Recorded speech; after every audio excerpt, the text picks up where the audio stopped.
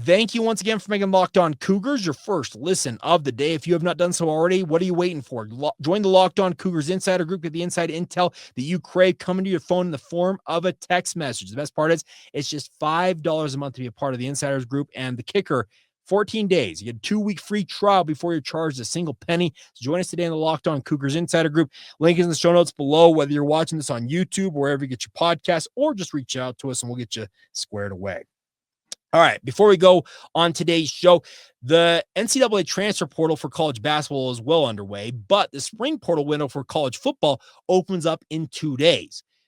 How much attrition can we expect for BYU football? I think you can expect some. We already got some news over the weekend that 3-star running back Cale Breslin at a Faith Lutheran High School in Nevada, he signed with BYU in December, enrolled in January, picked up an injury early on in spring ball that really precluded him from making much of an imprint in his first year with the program, and he announced over the weekend this. I'll quote it saying straight up, says, quote, "I appreciate everything BYU's done for me, especially the coaching staff and Coach Harvey Unga. After careful consideration with my family, I've decided to enter the NCAA Transfer Portal on April 16th. I have 4 years of eligibility left and look forward to the next chapter." Now, on its head, that's a really tough look, I think, for BYU to lose a guy who is so gung-ho about coming to BYU. Remember, we had him on this very podcast back in December ahead of him signing with BYU, and you can tell he was very excited to get to BYU, showed what he's capable of. He was enrolling early, graduating from high school early. He wanted to get going with his collegiate career. Well, it seems to have hit a bit of a snag, and he'll obviously be looking for a new program.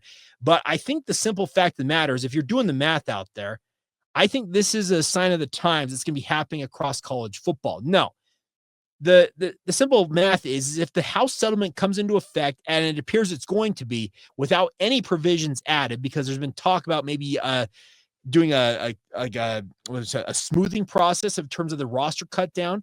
But if it is implemented as stipulated currently, the simple fact of the matter is BYU is going to have to cut 20 or 30 guys from this year's roster. Now, those cut downs don't have to come technically until the first week of the football season this fall. So BYU can carry this right up to the end of August and then announce that, hey, we've got 20 or 30-ish guys who are no longer on the roster.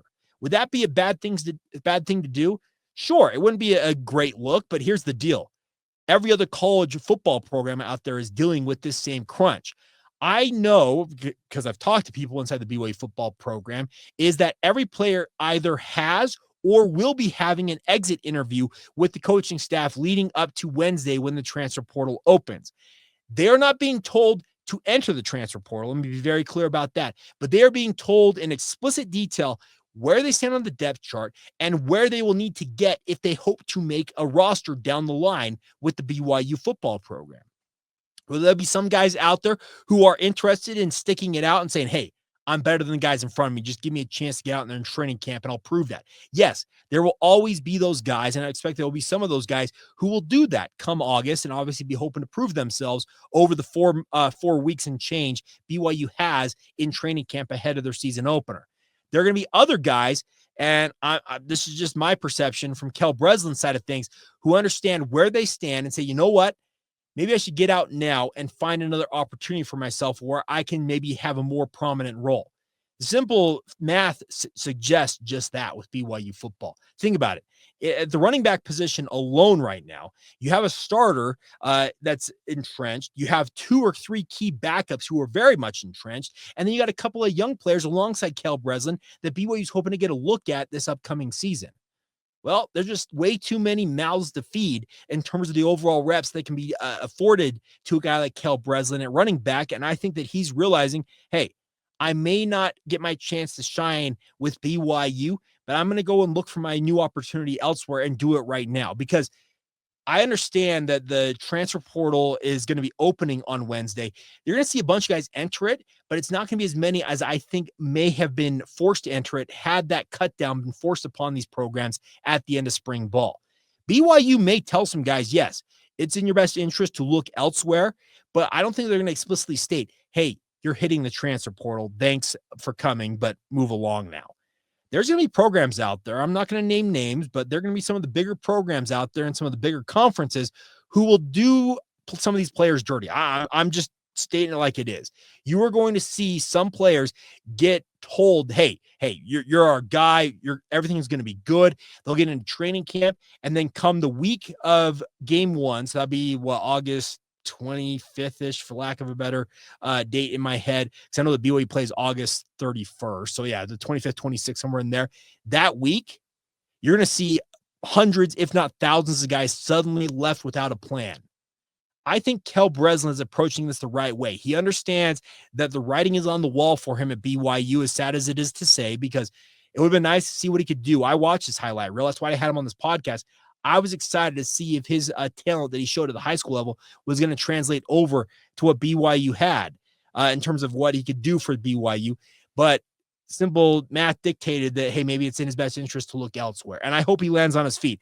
The nice part is, I think the transfer portal is going to open up, and there will be some programs, I think particularly at the G5 level, they'll be very happy that, hey, this kid couldn't hold on at the Power 5 level, and due to no fault of his own. That's the thing about this.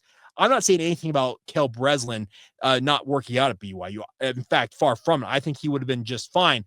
I think the G5 ranks are thinking, all right, there are going to be guys simply due to math that are not going to be able to latch onto rosters at the Power 5 level. Let's scoop them up right now, bolster our lineups, and there will be a cascading effect.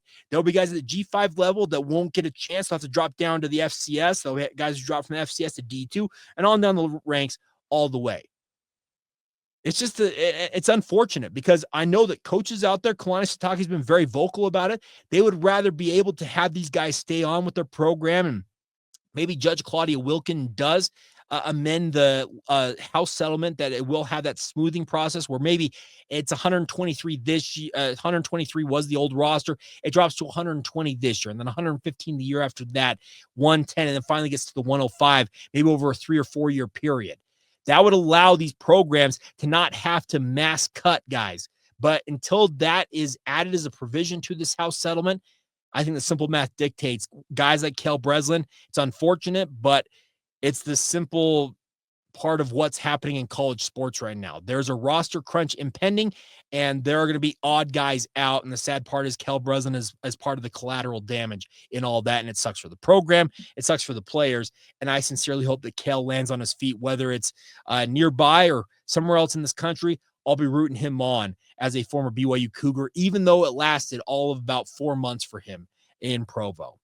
All right, that is going to do it for this edition of Locked On Cougars. As always, thank you for all y'all's support. Y'all are the absolute best. It's good to be back in the saddle. I was Mr. Mom all weekend long, so it's good to be back talking BYU sports, but hope you all are doing well out there in Cougar Nation. Those of you out on the cruise, if you're watching this, you haven't met my parents, they're on the boat somewhere. So go and find Mama and Papa Hatch and say hi for me and tell them I love them. But as always, thank you for making Locked On Cougars your first listen of the day. And once again, thank you for being everydayers right here on the Locked On Cougars podcast.